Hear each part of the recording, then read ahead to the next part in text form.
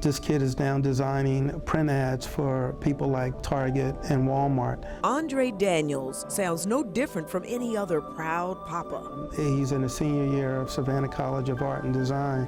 Bragging about his only son. Destined to be anything that he chooses to be. He's emotional, not because he doubted that his now 18-year-old son would flourish. Andre worried that they wouldn't make it here together. And quite frankly, it's beyond baby mama drama. He feared Andre Jr. would grow up not really knowing his father. I couldn't have that.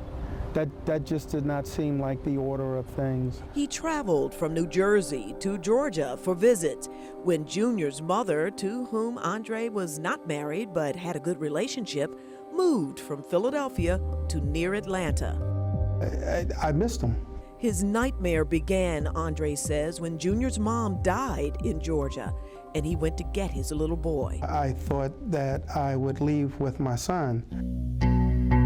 However, the family on my son's mother's side thought otherwise. But the worst battle, he says? There were times that it would even seem that the judge was even hostile.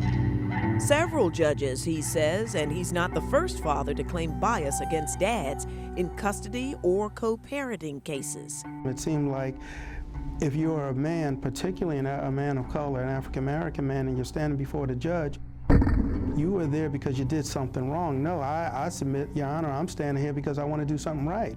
This retired Air Force Gulf War veteran would not stand down. It was times where I almost felt like giving up. And I remember one time he would say to me, he said, "Dad, you imagine, my mother will never see my first dance. She will never see who I will marry." And it was just one of those things where I had to be everything.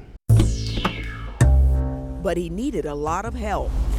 What we have across the street is the Target house. Private Eye Mark Goralnik. It's not as much the old-fashioned spying and surveillance as you might think. It depends on the case, because he's also a former newspaper reporter. So what are you looking for? I'm looking for witnesses, I'm looking for facts, I'm looking for photographs. And he's a family lawyer, licensed in 9 states and 4 foreign countries. I actually had to physically appear in courtrooms in 3 different states fighting over jurisdiction, who was in charge. Andre got custody of his son after 4 years of hard fighting. We often hear, particularly with black men, that we're not responsible, that we don't stand up, that we don't do the impossible. I think we're making movement, but much more can be done.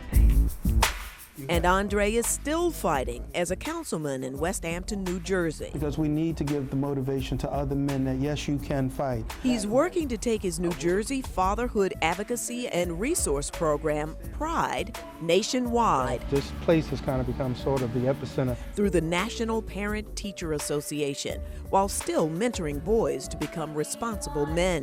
When I have a young person stand up and say, "Mr. Daniels, can you write a letter of recommendation for the National Honor Society?" Or, "Mr. Daniels, I've been accepted to this university, and it's all because of you." That's what you say. He's still winning. Joyce Evans, Fox 29 News.